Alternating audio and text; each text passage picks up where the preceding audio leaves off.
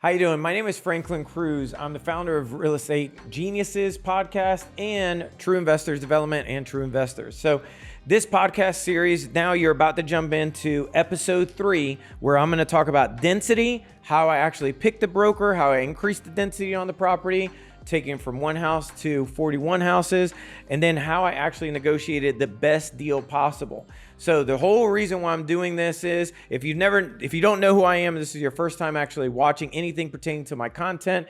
My name is Franklin Cruz.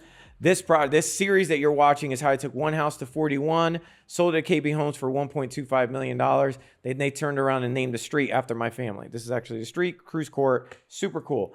My projects have been on the front page of the newspaper before, very neat. And we just recently won an award from the city of Lakeland for beautification on our developments as well. So get a pen and paper out. This is this is extremely play-by-play when it comes down to exactly how I did everything, just step by step by step. So enjoy this episode. Again, dealing with the density, broker strategy, and how I got the best deal. We're going to go right into the training. They said, hey, you've got a great piece of land. And they helped me say, if you can get the density higher, get more lots on that land, you're going to have a lot more people bid on it because it's such a perfect location. It's a new suburbia area location that people want to be in, but you got to increase the density. Now, at the time, I didn't even know what that meant. So they were like, hey, just get more lots on there. So I was like, okay. So then we do one that's, and we get another conceptual plan. And I just want to remind you guys, $5,000. Every time you see one, there was 8 of them. It was $5,000. It's not cheap. Now I can get my conceptual plans done for $200, totally different. But before I didn't know what the hell I was doing. So we get it turned over. I think it was 39 lots or 38 lots, I think it was. And they sent it over to some of their conceptual plan or their acquisition managers from DR Horton, Southern Homes, everybody else. And one of them actually was the one that wrote on red marker, said, look, if you want to get more lots, you need to have one entrance and exit. If you see this closely, he turned it. He was a huge help. He was from Highland Homes. And that actually, we listened to him and we did it. So we did and then we got 41 houses, right? And then we had it's a mathematical equation when you're looking at developments. And the way they look at it is there's a total square footage of the 9 acres. And then they divide it into, let's say 30% to take out for retention, water, lift station, roads, anything else. And you probably have wetlands, which I did have wetlands right up on the top.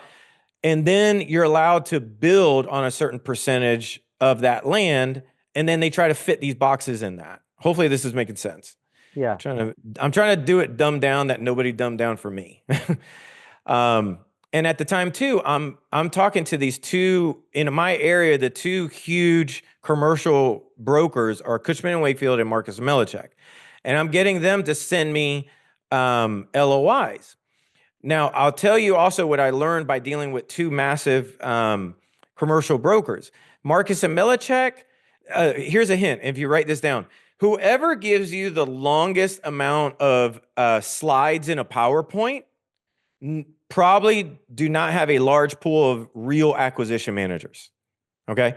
The one that shows you the lowest amount of PowerPoint on your property, that one probably really deals with a lot of acquisition managers. Just remember, people at the level that they're paying you millions of dollars for, time is everything. So just make sure in your head when you're hopefully this helps thinking this through, just time is everything. So then we start getting other LOIs because through Marcus & Millichak, I chose Cushman & Wakefield. So they started getting me a lot of LOIs. Now at the same time, I have to raise more capital. And now my wife of 15 years files for divorce. So now I'm going through all this stuff and dealing with this development. I only say that just because life happens and I know we're still business people, but life happens. So again, at the same time I'm going through the divorce, now I've got to find private money. Now, the good thing is because I had this $2.2 million LOI, I knew it wasn't going to be hard finding somebody who's a private money lender. I actually got one of my private money lenders was somebody who just helps me with houses. So in my head, I was thinking, I need a commercial private investor, but I forget, people with money are money and deals are deals. So if I know I could sell it for 2.2 and I'm getting it for 650, to me in my head, I got a deal. So going through this, and again, that was actually, going to my family and through the divorce and then trying to figure out this whole thing. So in my head, I've got a lot of hurdles going on this deal. So I just want to give you a heads up. If you're going through life issues, it is what it is. Just kind of, hopefully you could use work as your outlet. I just want bringing that up because that's what happened to me. And that's my boys as well. Now, the funny part is Alex, my son over here, now he's 23, and this one over here is 16. So it's crazy how time flies in these deals. Yeah. My son, Andrew, if you follow me on social media, he's on the high school basketball team, and he had like the biggest game of his life the other day that they did a full article on Max Prep. So just FYI, his name's Drew Cruz if you ever want to look for him. Thank you. All right. So selling to KB Homes. Now, why did I choose KB? So I'm getting a whole bunch of LOIs from people, but here's some things I've learned that hopefully can help people. If you get a whole bunch of LOIs, here's a couple questions that I learned that you have to ask yourself that I was taught by one of the Cushman & Wakefield's like main broker who sells like $1 billion a year of real estate. Okay. So he told me whenever you're dealing with a seller of large assets, number one, see, do they have to go to the bank or are they the bank?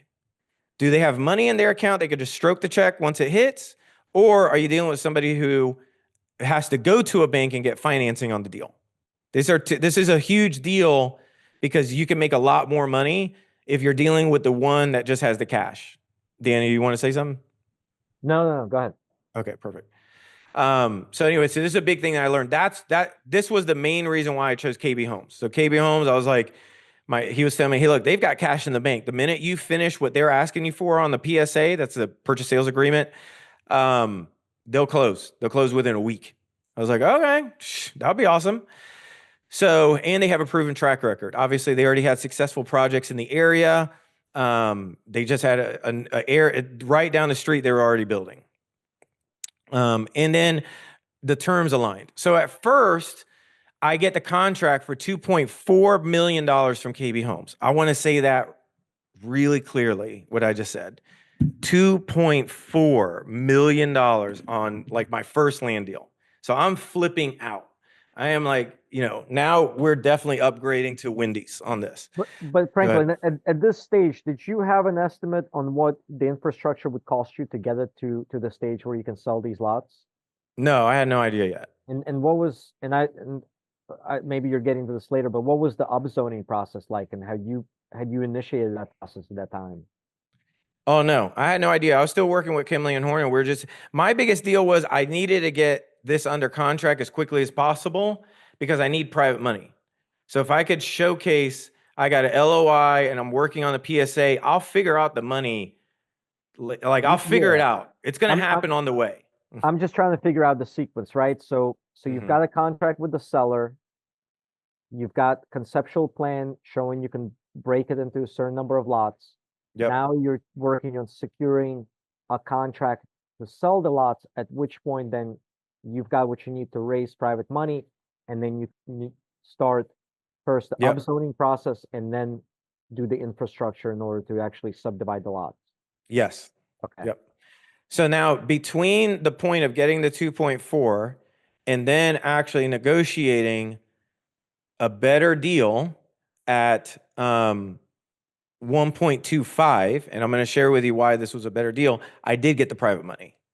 So I got the private money, and the way I set it up, and I'll be transparent with you guys, I did I got $1 million. I basically got almost like a line of credit from an investor. So he paid the 250. He started paying the seller's financing, and I what I did is a 50-50 deal with me and the investor, and at a 5% pref on his money.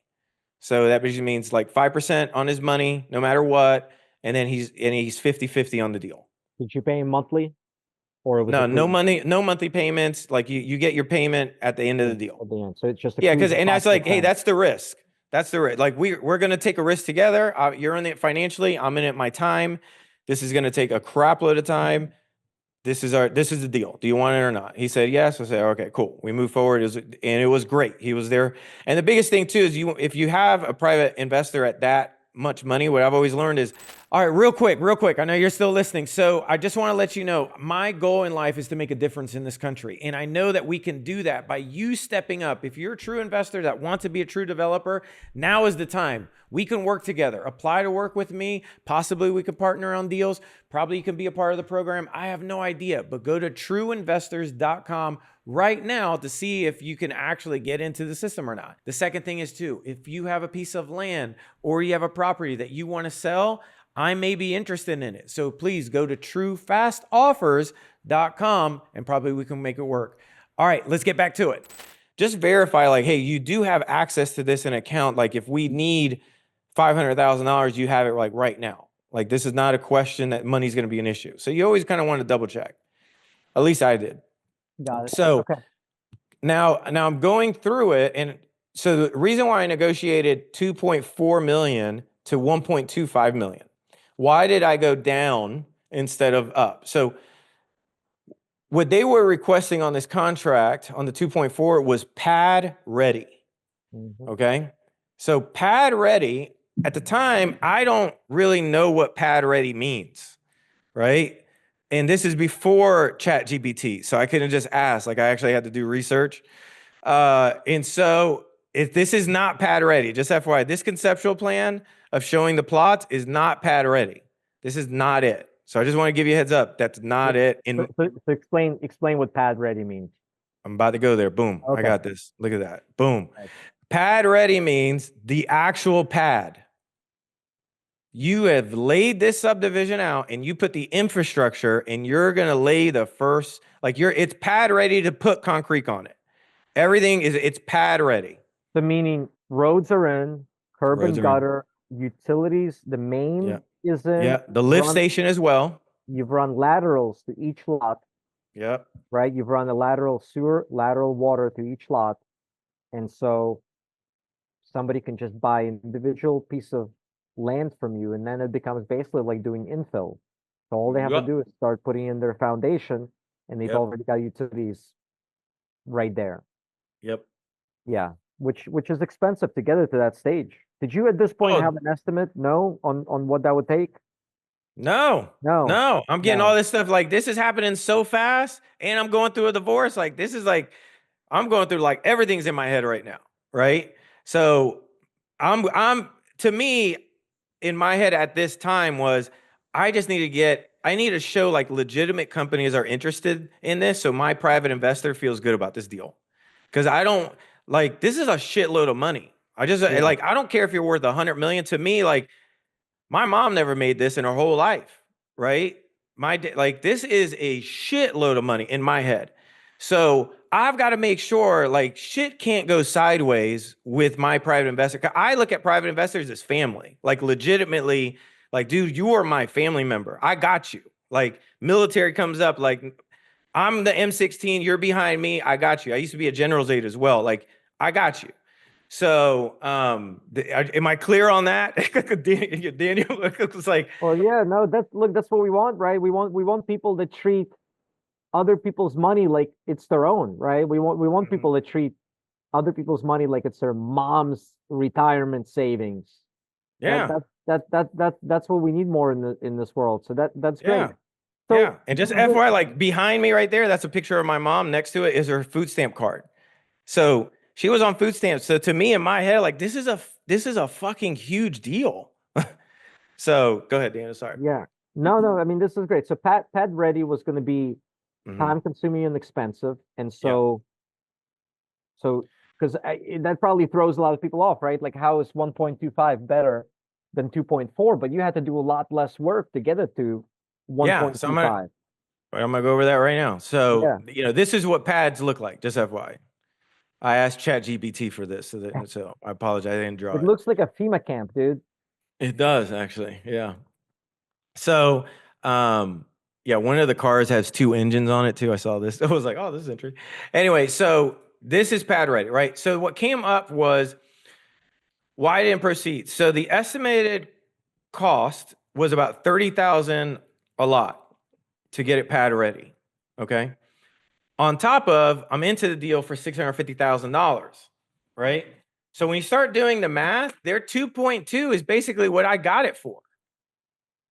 So that shit didn't make any sense at all. I was like, wait up. And here's the other thing. Do you realize how many landowners get scammed? To me, this is Franklin Cruz's opinion, get scammed by acquisition managers that do that shit. They're like, oh yeah, you agree because it's more dollars, and they don't do their due diligence, and they actually have to spend money to get out of their own deal. Just FYI, it's happened. Like well, look, this is land development. By definition, it is a very risky business. Land development, taking raw land, it can be incredibly lucrative. We had another guy here. I don't know if he's still in the circle, but Harsh.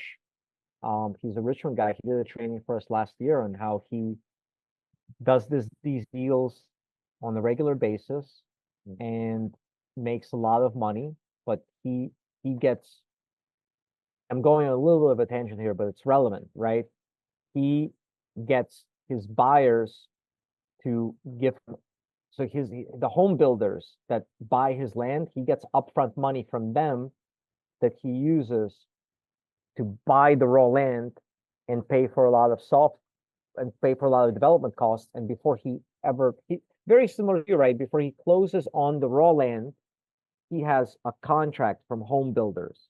Yeah. Committing them to buying the lots at a certain price. But still, like, it's a very capital intensive business because you're buying the raw land and then rezoning might take a long time. But then after rezoning, doing the horizontal work, the infrastructure, grading, cutting, I don't know if you had trees here, but leveling the trees, grading the land, putting in roads, putting in just the permit. Look, the permit flow chart is huge as well. So like that permit process, you're doing that as well. But now you're dealing with say again.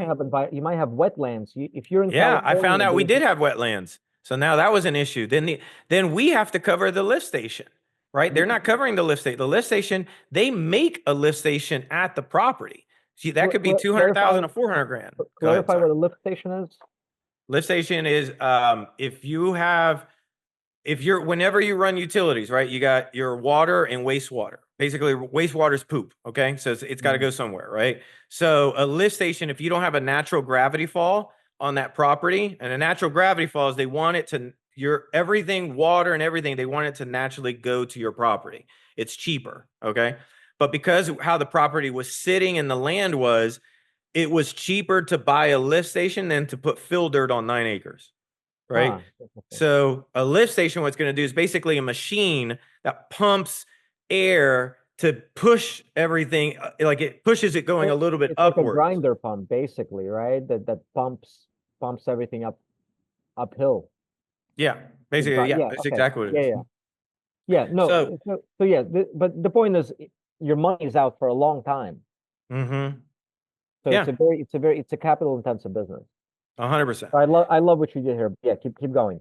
Okay, so what came up for me was, look, you have to. The other thing is too is when you're at this level, what I've learned is if you have an ego, you're going to get screwed. So you cannot have any ego doing deals like this. I just wanted like a disclaimer, okay?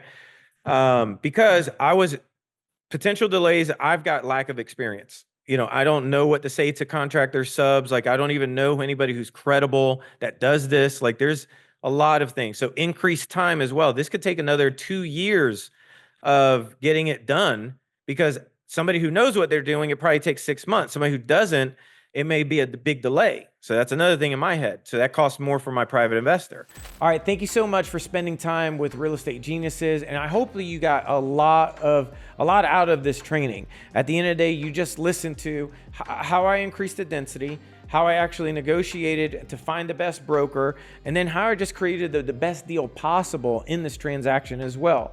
So if you got something out of it, fantastic. Also, if you're ready to be a true investor to a true developer, do me a favor. And if you want to work with with me, if you actually want to work with me, apply for it. I have an application at trueinvestors.com. So again, if you go to trueinvestors.com, you can apply and see if we can actually work together. And the other thing is, if you have a property for sale and you want to sell that piece of property or land, you can go to truefastoffers.com right now. And I just want to let you know, part 4 of this series, I'm going to be going over how to actually get the property shovel ready. And what does that mean, shovel ready versus pad ready? And how did I actually get the deal done, the high level side? How did that get finished? That's going to be on the next series that you're about to listen to. So you can click on this and then click on the next one. All right. And leave a comment below too if you got something out of it. All right. Bye.